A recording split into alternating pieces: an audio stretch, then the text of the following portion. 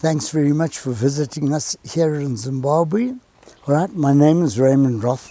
I live in Bulawayo, where I was born in 1941, so I'm aged about 84 years. I've lived here all my life, except for my university years in Cape Town, South Africa. My parents came to this country. My mother is of Russian origin, and her parents came, and she was born here in Gweru in 1912. My father came from Europe as an Ochberg orphan. He came out at the age of 6 years, and when he arrived here, thanks to the wonderful work that was done by Mr. Ochberg, he went to the orphanage in Johannesburg. From the orphanage in Johannesburg, when he finished school, I don't know what level he got to, but they walked from South Africa to Harare, then Salisbury, where he found a job in one of the trading stores, and he worked there, and then he eventually got a job here in Matabeleland, and he came back to Bulawayo, where he met my mother, and they got married in 1937. I had 3 brothers.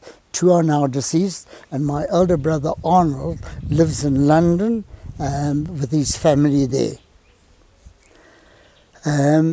With regard to my own self, I went to school here in Bulawayo. I went to Baines School, and in 1955 I was head boy there, and from there I progressed to Northley High School, where I did my A-levels, and then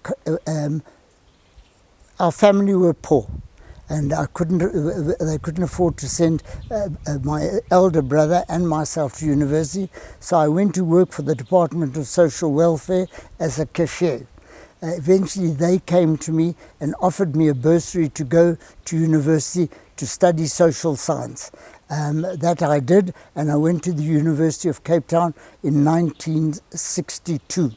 And I enrolled in the Department of Social Sciences, and I managed to complete the 12 subjects in 3 years, so I was awarded a Bachelor of Arts and Bachelor of Science, a Social Science degree. I then, because the government had paid for my education, I returned to the government of social welfare, and I'd been spending all my vacs there training as a social welfare officer, and I went to work for them earning £48 a month as a junior social welfare officer, but I was one of the few university graduates there, and because of that I advanced pretty quickly. In 1965, I declared independence, and we were instructed that there should be a differentiation on colour, on the various offences that were committed by children, or adoptions, or stuff like that. And I felt I just couldn't work that way, so I left, resigned, paid back the money that I owed them, and went to work for a clothing factory as a travelling salesman. I worked for one clothing factory, then another one, and a third one. But what had happened in our family, we had a little trading store in Beitbridge, which was being run by my mother and my 2 younger brothers. So in 1972, I managed to get the franchise of one of the garages in Beitbridge, and it wasn't accepted by my wife, but she eventually accepted, and we moved to Beitbridge. And I took over the trading stores and the garage, and eventually I had a very successful business there. I had supermarket, butcheries, bottle stores, wholesale for mealie meal, sugar and cigarettes, and I was feeding in total in that area about 450,000 people.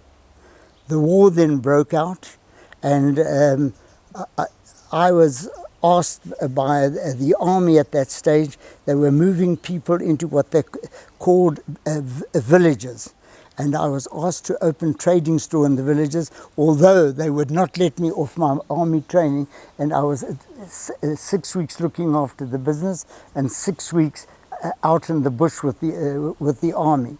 But I opened and fed these people with the help of my two younger brothers. They helped me in the business, and I opened a total garage with a wimpy bar, and we grew substantially. And then the war carried on.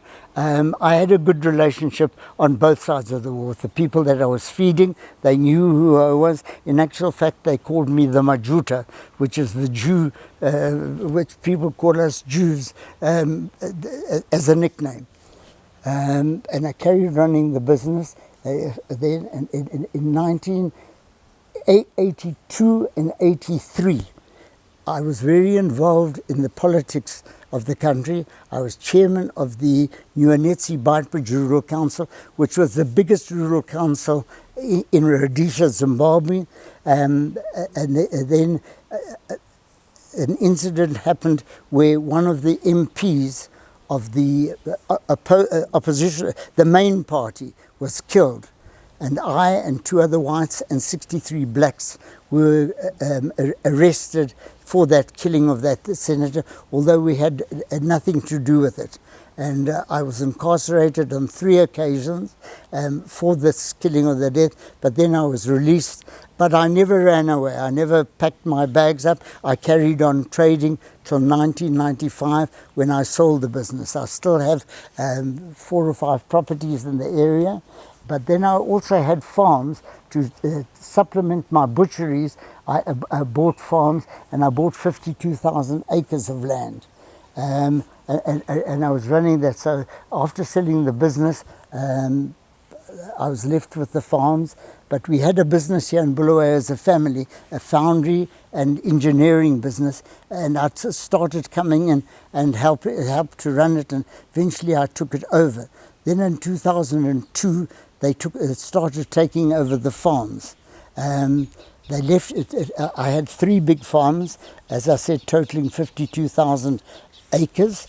They took them. They were taking them away, and I managed to retain one of the farms and continued the cattle operation, which I'm still continuing to do today. And here in Bulawayo, I run a rather big scrap business. And that's where I am today. I'm married to a very wonderful woman, Elsa, and we have 2 children who are both married, one living in Sydney with 2 daughters, and my son who lives in Cape Town. Unfortunately, he's divorced, and his ex-wife and children live in London. I've mentioned that my dad came out as an Ochberg orphan. Mr. Ochberg, Isaac Ochberg, came out from Europe as a young boy to join an uncle here, and he went to live in Cape Town. He became a prominent businessman, mainly in the film industry, and made a lot of money. Then at the end of the Second World War, 1920, 21, 22, he First World War. Yeah. First World War. He was very, very involved in Jewish affairs, especially the Cape Town Jewish affairs, and he realized that from all the reports and everything, that there was a major problem with the orphans in Europe. Same. My father came out here after the First World War, I think in 1921. And he was born in 1912. Okay, so I'll take maybe even younger. Okay. Ochberg realized that there was a major problem with orphans left from the pogroms and from the end of the war in Europe. And he had contact with General Smuts, and he went to see General Smuts, and eventually they agreed that he could bring in from Europe about 200 orphans. So he set off and he went to Europe, collected, used most of his own money, but collected other money from the Jewish charitable organizations, and he went to Europe and he collected 200 orphans. My dad came from a place called Orphan. We were told he was thrown onto a train as a 6 or a 7-year-old. Okay. The area my dad came from was the city of Lvov. He was in a so-called orphanage there, and the rabbi and that organized for some of those kids to be taken and join the Ochberg, and documents were prepared for them, and eventually they left Lvov and they came to London. And in London they were organized, they were medically checked and everything, and then they caught the bus, the Edinburgh Castle or whatever it is, and they were brought to Cape Town in South Africa. In Cape Town in South Africa they were divided into two groups. One group would go to the Orange orphanage, orphanage in Johannesburg, and the other group would remain in Cape Town. My dad was sent to the orphanage in Johannesburg, and that's where he grew up and was educated.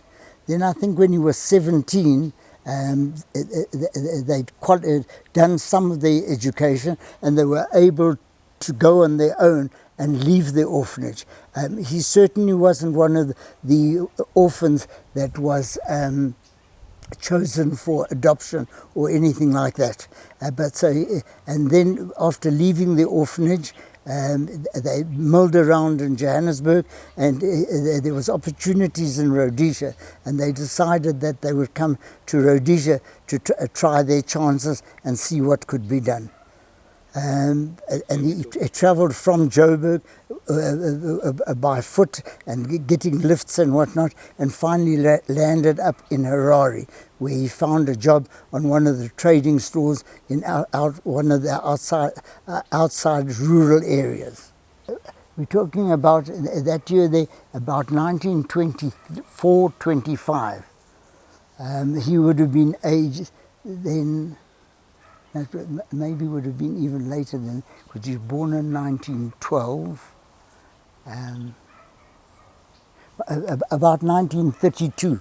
Then he worked on the trading stores, and I don't know what made him leave, and he came to Bulawayo. And when he arrived in Bulawayo, again he got a job as a shopkeeper, and I know that he borrowed £5 from Standard Bank, which must have been a lot of money, and he managed to put up a building at the corner of 4th Street and 4th Avenue. That was his first sort of venture into business.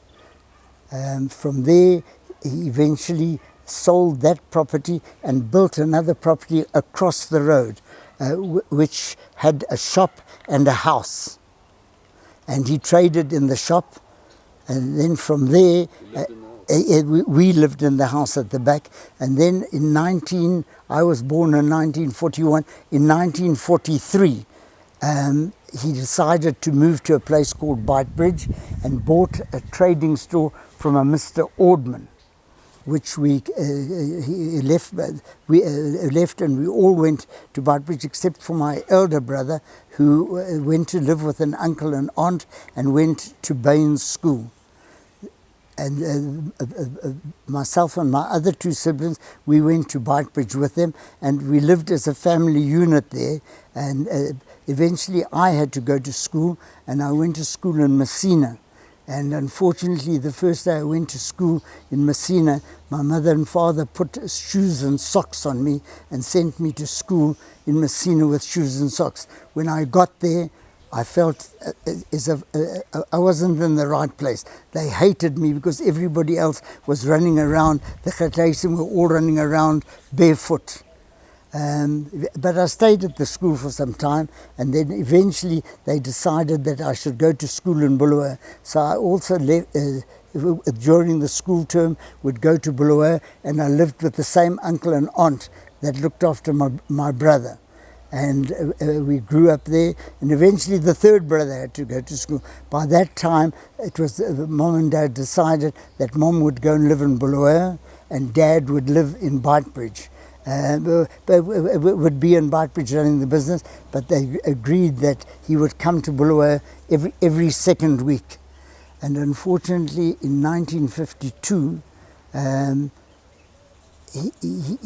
that's one particular weekend, he didn't come to Bulawayo, but he went for a swim in Messina, where somebody had pushed him into the swimming pool, and instead of falling face down first, he actually, the feet went first, and he fell against the concrete surrounds of the pool, and he took off his head and he drowned there and then in the pool. I was 11 years old then. Okay. When my father died, there were other family members on my mother's side, because on his side we only knew him. He knew his parents' name, he knew he had one brother, but he tried everywhere through the orphanage and everybody else and all the organizations trying to trace people from the war, but never found any indication of his late father. His mother had died before that. She had perished from one of those terrible diseases, pneumonia or something else, but his father he never found, and his brother he never found. So the other family members, also looking for something to do, came to assist my mother in running the little trading store. And initially there was an Uncle Sam. He came and he worked for my mother and everything. And then eventually he got old. Then another uncle came, and then another aunt came. By that time, Mom and my two brothers who'd left school, they were younger than me, came to Beitbridge and ran the shop themselves. And fortunately, we had a little bit of assistance from an uncle who'd done pretty well, and so monies came in from there, and we lived. But as I said, you know, prior to talking about my university education, we weren't a poor family, but we were certainly given the opportunities of doing everything. With regard to our Judaism, we lived very, very close to the Shul, 1 block away from the Shul, and I went to nursery school here in Bulawayo. I went to nursery school at the Bulawayo Hebrew Nursery School as a 7-8-year-old. I can remember going to a Shul fancy dress party, dressed as an African lady, painted all black, and carrying chickens on my back as a start to my integration into the Jewish system. Because my father perished at such a young age, we were compelled to go to Shul every evening to say Kaddish, although I hadn't attained the age of 13 yet. My elder brother said Kaddish the whole time for my late dad, and we had the introduction to Judaism through that. But within our home, my uncles, my aunts weren't totally religious, but they knew the background to religion. So we always had Pesach, we always had Rosh Hashanah, we always had Yom Kippur, we always had a Shabbos meal, even if it was just a challah and bread and jam, we at least had that. So we were brought up in that environment of Judaism. So we started off at a pretty young age to be introduced to that. I joined Abonim at a very young age. I think I was 7 or 8 when I went to my first meeting. It was at the Shul. Across the road from the Shul was the Jewish Guild Hall, and Abonim was run there. I can remember my Madrikim, Ziggy and Gaby Haimovitz, and there was Middeldorf from Harare, and various Gus Rabinovitz, and that they were senior to us, but not much older than us. And they were running Habonim, which was founded here in Bulawayo by Sadie Kaplan, the Lady of Purple, who became a mayoress of Bulawayo, and she did an incredible job with all people of all religions, all colors, and all creeds.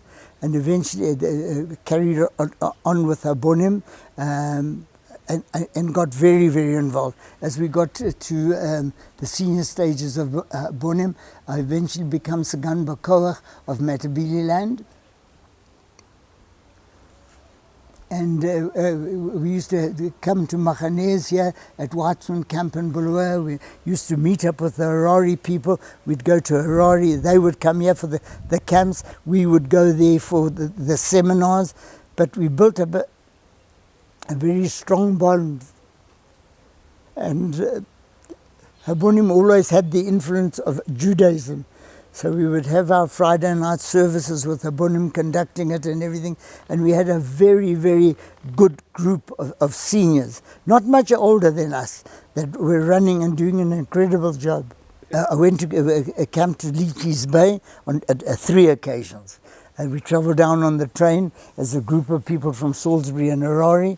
And then eventually I carried on with Abonim, and then from Abonim we went on to the Jewish Youth Council. I was a member of that, but once I went to university, then it became difficult to be involved here. So we handed over to, again, younger people, not maybe a year or 2 younger than us, who took over the running. But there were always people like Bela Bloch that were here that did incredible work and had an incredible background of support from the parents of the children. That they bring us to camp and they'd bring us to here. They'd make donations. There were the Weinstocks family that donated everything for the camps at Weitzman Country Club. And I even at one camp I was Rosh Mitbach. So I went in 1967. I managed to find a bit of money and donations from the rest of my family, particularly I went to Machona Choref.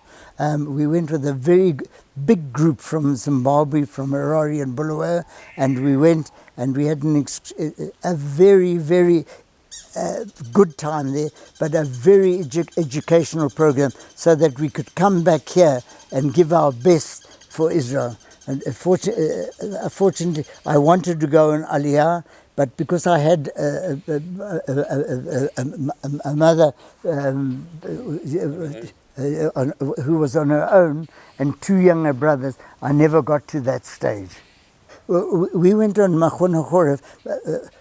Machon itself was an incredible institution. It was the year institution, but we couldn't afford to be there for that year, although it was heavily sponsored by the Zionist Federation in South Africa and our own Jewish organizations here, which were powerful.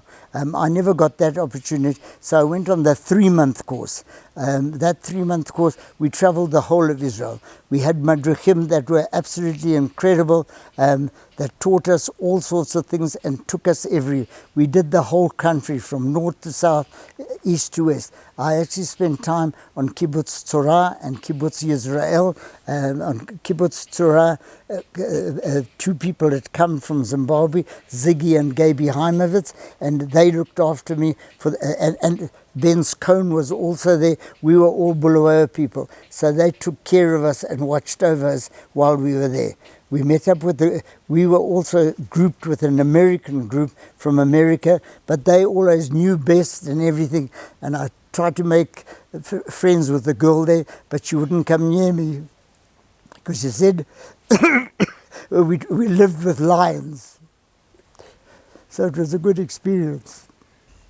From our point of childhood, we mixed with everybody. Our schools, yes, they weren't color mixed, but certainly from the point of view of religions, Christian, Indian, whatever it was, Judaism, we mixed as a group. We never had any form of antagonism. I mean, when we went to school in the morning and we went to the opening prayers, we never sang the hymns and everything with Jesus. But we used to have teachers who used to come and teach us scripture and teach us Hebrew. In those classes, when the non-Jews went to their classes, we got on extremely friendly with our friends. Yes, at the level of their parents, there might have been anti-Semitism. But in school, I can remember 1 or 2 fights with people over being called a Jew, and we stood up for ourselves. But we played sport with them. We travelled in buses, we travelled in trains all over Zimbabwe, Rhodesia, to go to school. There was never any form of antagonism. with colour, eventually it started coming in at that young age. Some of the Indian students came in, and we just got on. There was no space for any sort of antagonism like that. And we grew up with the most wonderful people who had come from most wonderful homes. Yes, there were a few people from that were bits and pieces of scoundrels, but generally the teaching staff were incredible. So we had a very, very good upbringing in that respect of our early education. When we went to senior school, it was the same. I played rugby, rugby, cricket, hockey for my school. I never once experienced any kind of bloody Jew. What I can remember was once we were travelling to Gweru to play a rugby, and somebody offered me a mince pie, and I said, no, I can't eat it. And they looked at me as if I was mad. I said, but it's got meat inside, and they just laughed at me because it was a fruit cake. It was just like that, how we lived. And we were lucky because we went to a co-educational school. We had our Jewish girls with us, we had our non-Jewish girls with us. But because of our relationship in the youth movements, Abonim, B'nai Akiva, Beitar, we stuck together quite closely, because over the weekends we were together. While they went to their church services and everything, we had a bonim and that, we had shul, we had our bar mitzvahs that we attended, and we had a very, very good Jewish congregation here with exceptional leaders. And I think this all came as an offshoot to us as we grew up, and that's why we've always had leadership in our community. We're small today, but people all over the world that came from Bulawayo and Harare are holding top management and social positions, and they're doing extremely good work all over the world. As we grew up, we obviously started to socialize, and everything. Initially in Abonim, Friday night we would get together and do our models and our scales of Israel and the pumping of water and the fishing of the dams. Eventually we started socializing with the girls, because initially they did their thing and we did our thing, but eventually we found boyfriends and girlfriends, and I had a steady girlfriend that I went to university with, but shortly after getting there we broke up. And then I had two very, very good friends, both from Bulawayo, Rose and Ben Scone. They had been a couple, and they remain a couple and still married and living in Dallas, and they were getting married, and my wife Elsa, whom I'd met at university, I'd been to one or two social dances with her, but nothing more that transpired. So Rosie and Ben's got married here in Bulawayo, and Elsa came to be a bridesmaid to Rosie. I was a pole holder, and we got there, and eventually one night, I'm not sure whether I was pissed or not, but I proposed to Elsa in I think we got married in 1967. This was December 67, or maybe even earlier, and I proposed to her. She comes from Port Elizabeth. Her father was a doctor there. Mother was an unbelievable worker, not a full-time social worker, but she ran the Chevra Kadisha in Port Elizabeth, and she also ran for autistic children a toy library. And she also became the leader of the Eastern Cape, of the Women's Jewish Association. So she was very, very involved. So we got married, and we came to live in Bulawayo, and I was still working for at that time for the Department of Social Welfare, and eventually we had the two children. It was after that I left to go to Beitbridge to open my own business, and established ourselves there. We were there from 1972 to on and off in 1995. So we had a long spell there. I was very involved in the community there. I was chairman of Lions on a number of occasions.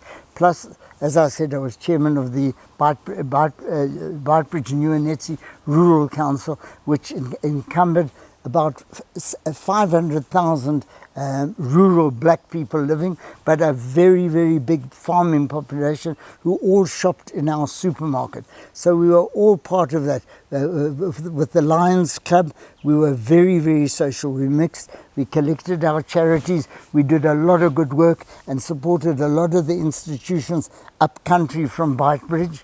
The unfortunate part was that I became politically involved, and because we were a ZAPU area under Joshua Nkoma, eventually I was targeted by the ruling party.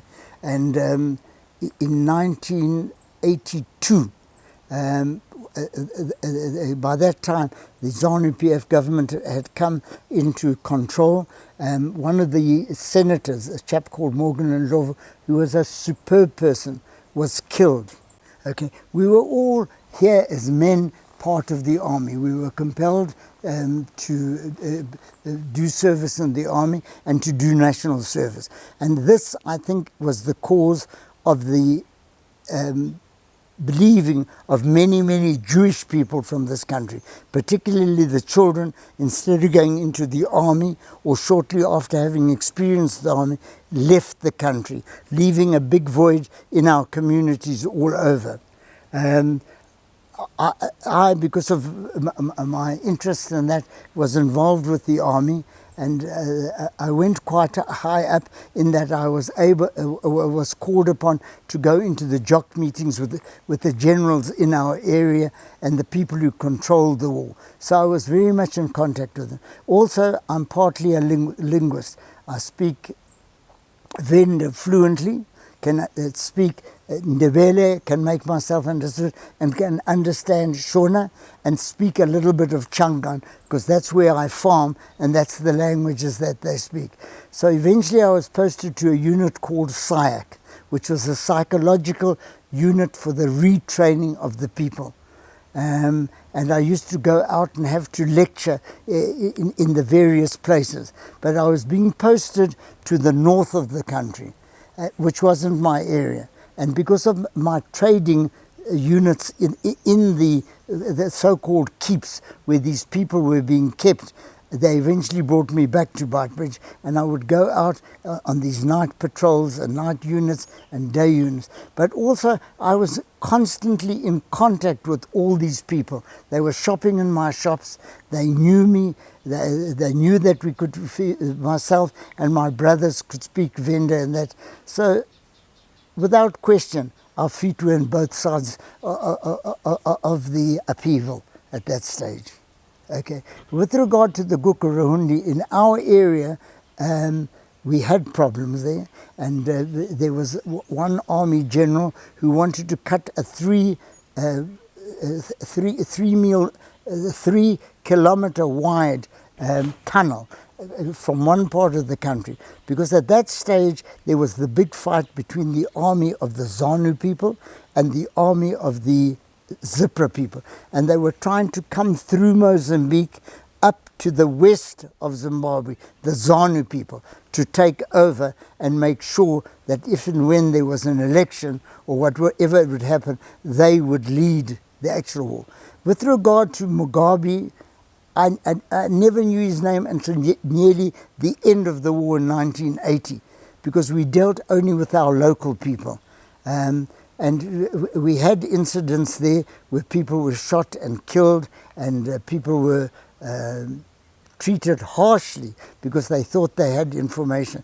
But in our area, only one incident I saw was a fight that broke out between ZANU and ZAPU at a place called Chaswingo, where there were over 400 people killed. But that was a battle within themselves, not that the police or the army or whatever it was went out as security and killed. Yes, there were terrorists shot, individuals all over the show. And I'd seen it and been on one or two of those excursions that took place. But nothing like the rest of what took place in Matabeleland, north of our Beitbridge, Gwanda area.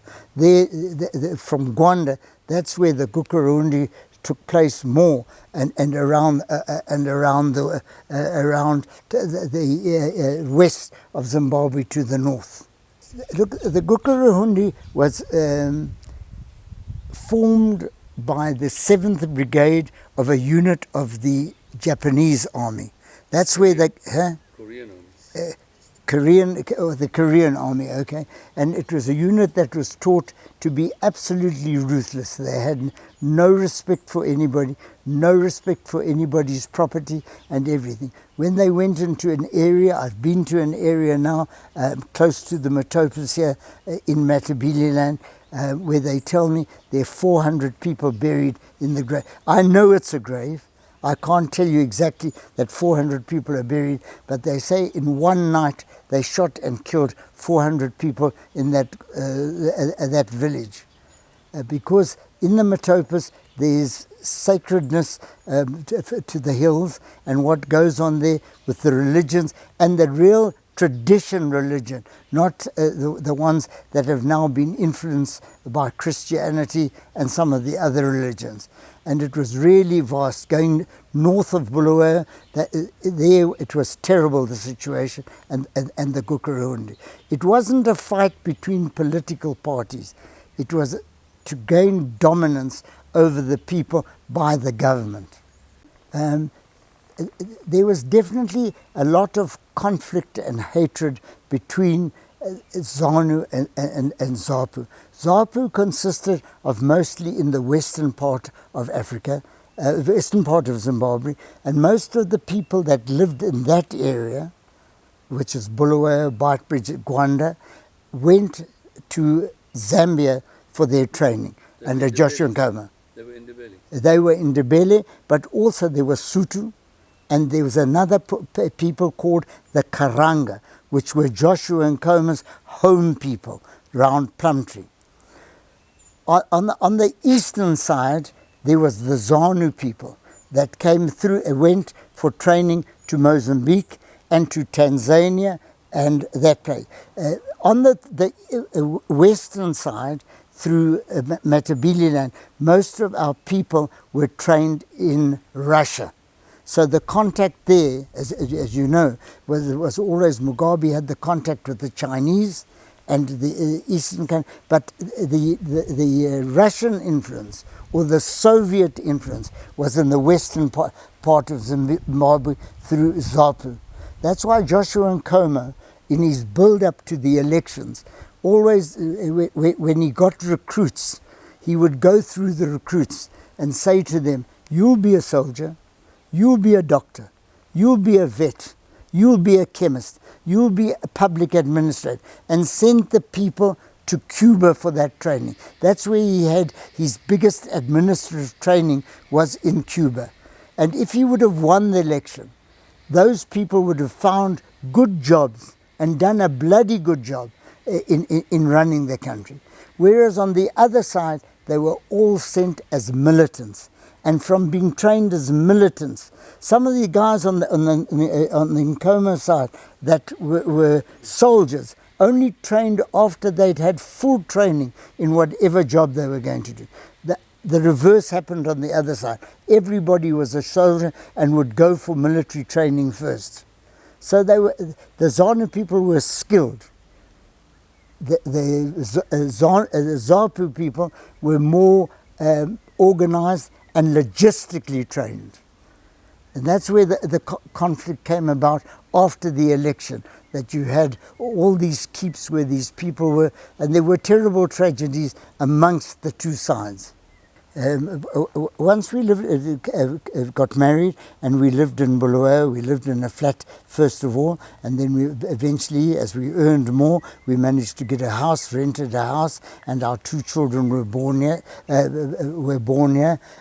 My son was born in 69, my daughter in 71, on Ian Smith's Independence Day.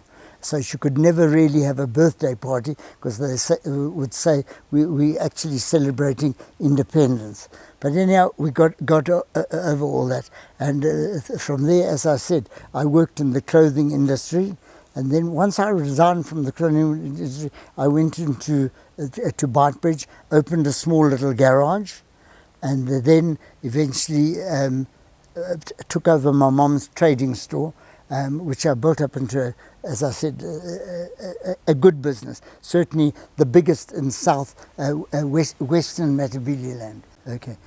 With regard to Bulawayo, whilst we lived here, we had a fantastic time as being Jews in this community. It was really incredible. We had the Cheders, we had all the Jewish organizations, we had excellent leaders. I just can't name them offhand, but there was always something on the go that was Jewish. We had our Shul services, we had overflows in our synagogue. Our synagogue was big, but we still yontif. We would have an overflow when people would come from all over the world to come and daven and be with us and stuff like that. We had a kosher butchery. We had kosher shops that had kosher food and everything for those people that wanted to get it. So the experience of Judaism was definitely there, and it rubbed off on all of us.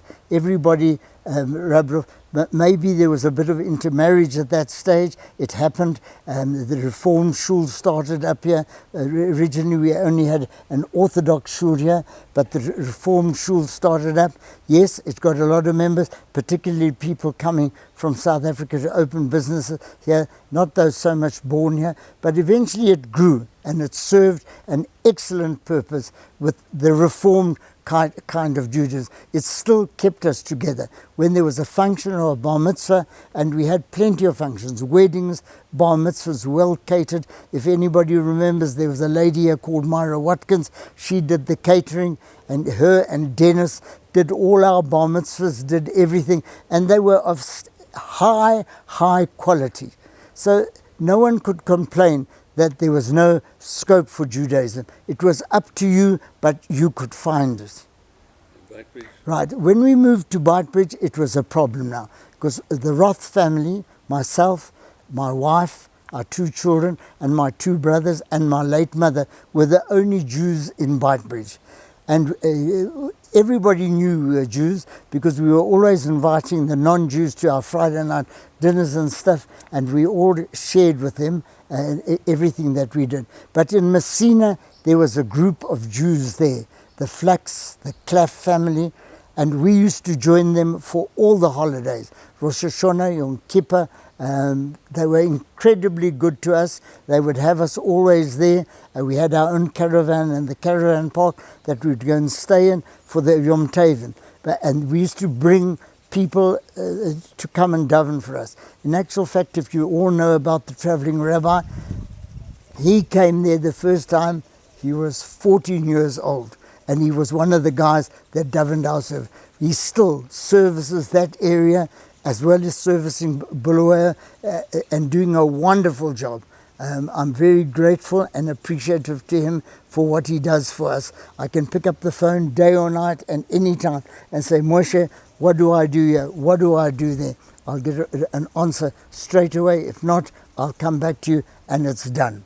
Moshe Silberhoft. Yeah, Messina was over the border. It was on the Limpopo. We in Beitbridge were on the Limpopo here in Rhodesia, and Messina was on the other side. Messina was a very strong town for copper. They had the very big copper mine in Messina.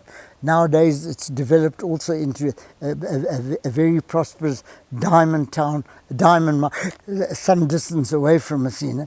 But the Jewish people, Jackie Claff, who's still in Messina, was the mayor of Messina for maybe 30 odd years, did a wonderful job and built up Messina. The railway station Messina always used to win the prize for being the most beautiful railway station in South Africa.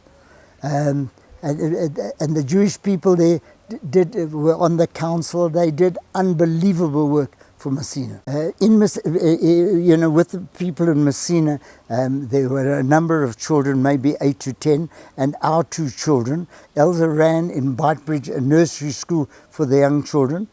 My 2 children went to Messina school up until the completion of junior school. When it came to senior school, we sent them to Linksfield, King David. And the Messina children all went. Every holiday, every long weekend. Sorry? In Johannesburg.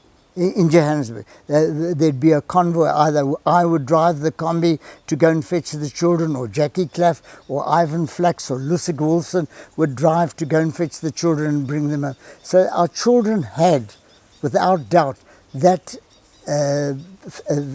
the teaching of the school in Linksfield, the Jewish Day school in Linksfield.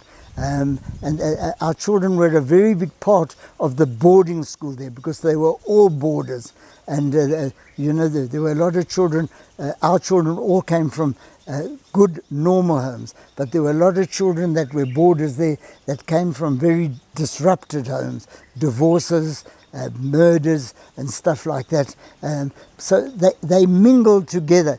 It's some of the good going from our children to those children, and it was a fantastic atmosphere in that hostel there. There was a teacher there called Arnie Archuley. He was the dorm master. He gave them wonderful education. In Beitbridge, I sold the business in 1995, and I retained the farms because I was one of the few people that, although the farms were taken away for distribution amongst the people of Zimbabwe, the indigenous people of Zimbabwe, I was still given a little piece of land, so I still continued to run the farming side. I still own the properties in Beitbridge, which are all leased to different people, and they run businesses in them. But when I came back to Bulawayo, I came and we had a family business here called All Metal Founders. I got involved with All Metal Founders. It was in a bit of a rut, but in a short while I managed to get it going properly. And although I have no engineering experience or anything, but I'm a good learner. So from the people that worked there, I learned quickly, and we ran up had a good business. And for example, if you go to Botswana today, of the old buildings, not the new buildings, of the old buildings, you'll see all the manhole covers and the sanitary ware marked All Metal Founders. That came from us. We used to export about 90 ton a week of manhole covers and frames and sanitation stuff. Eventually we sold, my two brothers, I had two brothers, one had passed away very much earlier, but the two brothers, my elder brother wanted to go to England, or had already gone to England, and my younger brother wanted to go to South Africa, to Cape Town, to retire. So we sold the business in 2005. We got a very... 2005. We got a very, very good price for the business, and unfortunately, with the change in the economy, today we don't have much left of that. But it's still, as a residue of that, because of the requirement of getting scrap metal to run the foundry, I've retained the business of a scrap metal business. So I run a fairly sizable scrap business here, and I still run about 400 head of cattle in the Beitbridge area and West Nicholson area. When we talk of the Bulawayo Jewish community, the Bulawayo Jewish Hebrew congregation, both Reformed and Ashkenazi, it was an unbelievable congregation. It numbered at one stage about 3,000 people, and we had every single facility associated with Judaism as part of our congregation.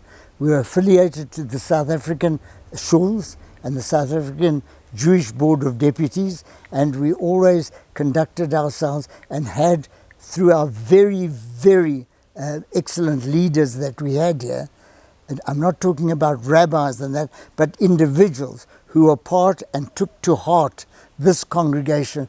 We had a wonderful background that is established. I mean, where do you find a community? We had a sports club, we had a Jewish school, right up to the end of junior school. We had a shul, we had another shul, we had Time and time. a youth center. We had a guild hall initially in the early days.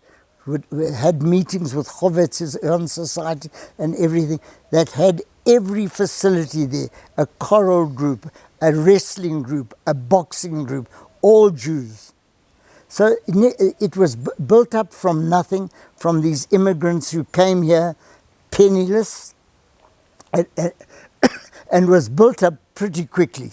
But they built everything. They didn't stint on anything. If you didn't donate, you were ashamed. People here gave of their lives to their means, and they built up this wonderful congregation with all these facilities. We had rabbis of the top quality that we paid for. We didn't look for assistance, except in some instances after the war. Yes, things went to the dogs, and we also had a most wonderful old age home that catered for our people as they grew older, and many have been buried from that old age home. Unfortunately, because numbers ran down and cost ran up, we've had to sell it, and we don't have that Jewish facility. It was run on Jewish background. We would have our Yom Tov in there. We would be with our old people, but we also, as younger people, were also part of it, and the women's societies gave excellent service. The Jewish Women's Society gave excellent support to all these institutions. So if you look at a congregation, this one has been exemplary. Names that you go to the cemetery and see on graves remind you of what those people were and who they were. So it really has been unbelievable. And if you look worldwide and look for these people that are there, that are all over the world, they came from here and Harare. And it's because of the growing up that we had. Today, we're a much smaller community, but we have all the facilities that we... Carry on. Today, we have a very small community. We number 32 with 6 children. We still have our Shul. We have our Friday night Shul. Unfortunately, we don't always get a minyan, but a service will always be held, and there'll always be open doors on a Friday night. Saturday morning, we don't have services. We've got Pesach coming up in a few days, in a few weeks' time. Kosher stuff will come for every member of this Jewish community. No one will be without kanedlach or soup and wine and matzah and teiglach. It'll all be done, and it'll all be here by the wonderful service of our president of our community. So it still operates. We look after a few members of the community that have fallen on hard times. We still look after them. We support them, and we will support them till their dying days, because of the wonderful heritage that was built by our predecessors. The one tragic event that happened in our community was the burning down of our old shul. It was an incredible shul. A wonderful, warm atmosphere that had been created, as I said, by these wonderful predecessors that we had. You could walk in at any time, and it was home. It burned down on Yom Kippur 2002. And fortunately, there was the outer buildings were left, but the inside was very, very severely damaged. However, we managed to save all the Torahs, all the artifacts that go with the Torahs. Everything that was in the ark was saved. And we still have all those in our possession today. We still have 11 Torahs in our possession. They might not, some might be posselt, but we've got them. We've got all the stuff, and a short while ago I was presented by some of the artifacts that were in the old Reform Shul, but I'll come to the Reform Shul shortly.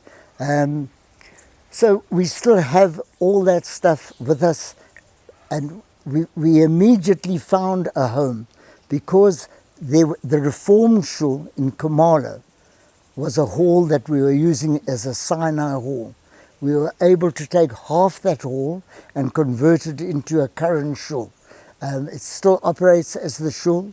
It's got a wonderful feeling. It's got part of the old shul that burned down round the entrance to the ark. There was mosaics. We've got those mosaics on by the ark. On either side of the ark, there are the two lions made up of all those mosaics. And as I said, all the artifacts of the shul are still intact. So we had a home to go to, and we look after it as a shul. It's there, we look after it. It's we've put solar lights in. We've got a wonderful borehole and a wonderful, nearly an acre of ground under grass there, which is looked after and kept in prime condition. We've got two guys there, Jack and Anderson. Jack has been with the shul, in the shul service, either as a gardener or as a cook to the rabbis. All the latest rabbis, from Rabbi Isaacson to Alima to the other rabbi, he has been cook to them and looked after them in their houses. He knows the services backwards. You just have to tell him it's Shavuot and all the leaves are placed in place. You tell him it's Pesach, all the plates are put out correctly as we require them. Unfortunately, he's had a stroke. Physically, he's still strong and good, but he can't speak.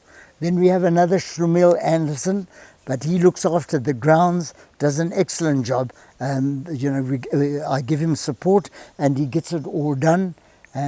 So the shul is there. It's open. Anybody wanting to come here to get married, have a bris, or do something, they're more than welcome. We can do it for you. The other very interesting factor is about Carmel School. Carmel School, the buildings belong to us.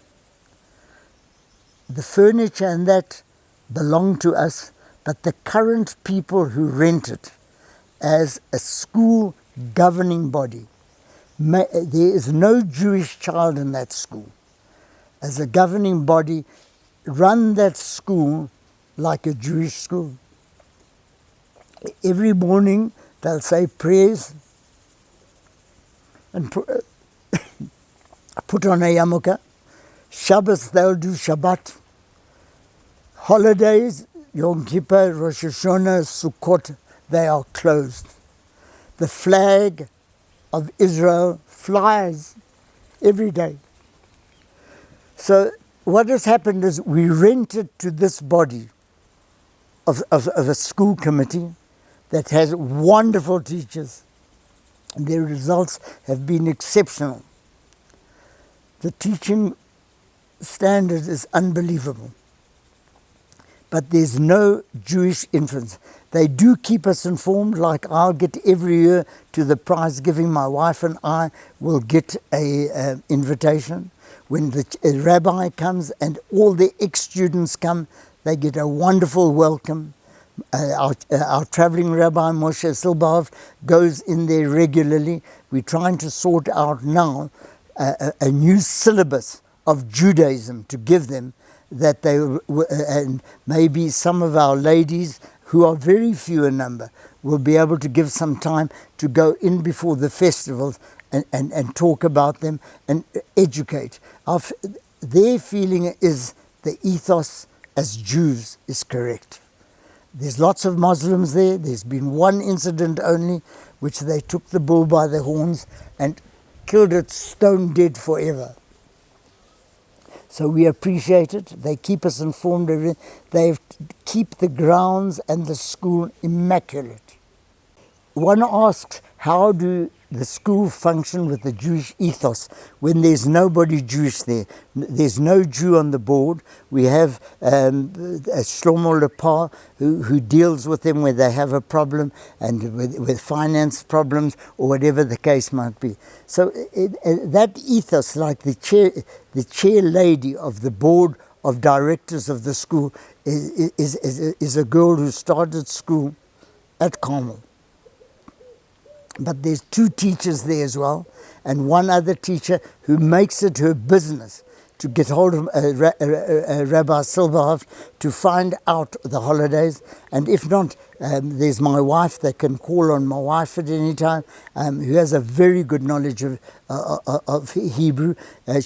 Just going back to Messina and the children in Messina, she used to teach all the children in Messina and our 2 children Hebrew before they went to King David.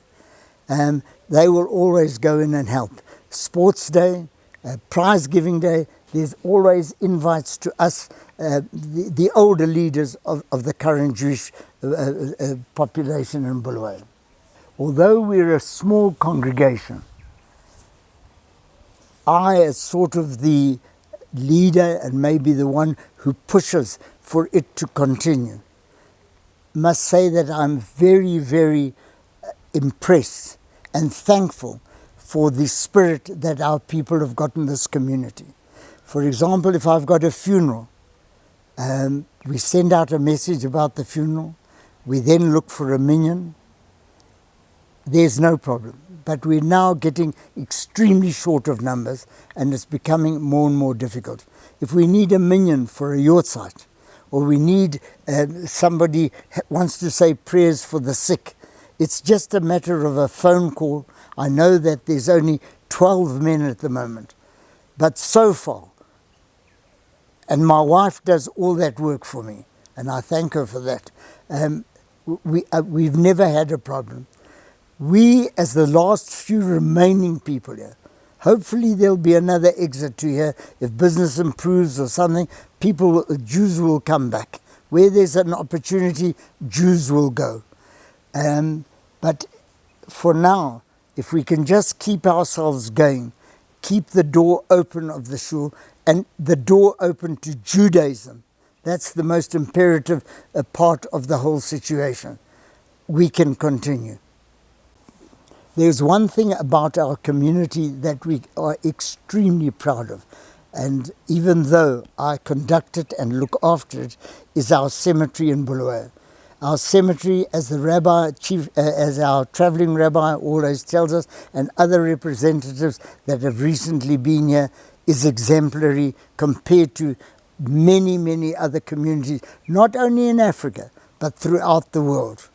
We keep it absolutely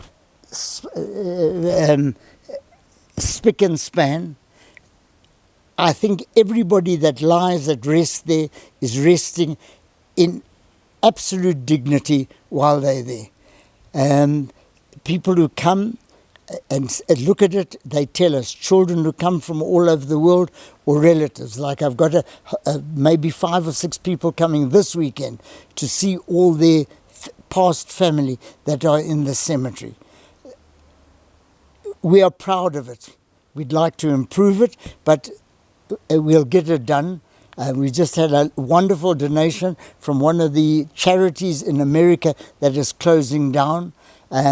It'll go to good use in repainting all the stones so it can be seen exactly where it is.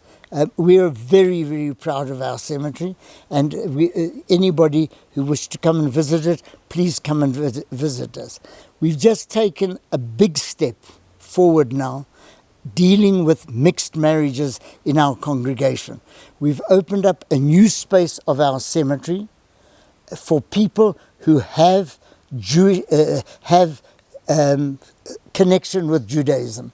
In other words, a husband or a wife that's not Jewish, that hasn't converted and can't be buried in the lines of our proper cemetery. We've now opened a space specially for those people.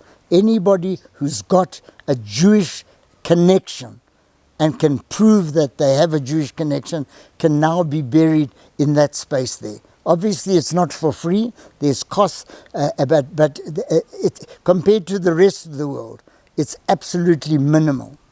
And I know that there was dissension about us making this decision, but we've made it. We now have 2 people buried there with the funeral only this last week, which was attended by all colour, creed, religion, to the burial of this 94-year-old Mrs. Einhorn. It was wonderful to be all together. And she's at peace and at rest, and her family's at rest, knowing that she's somewhere where she's accepted. So I would like to add, and I hope it can be picked up on the microphone, I'd like to express my appreciation on behalf of the ZJC, the Zimbabwe Jewish Community in the diaspora, around the world, for the work that you do and for the work that you guys do to keep the spirit of the Jewish community going. Kol hakavod to you. Thank you. On behalf of everybody, thank you. Because in each and every way, there's somebody that does his little bit.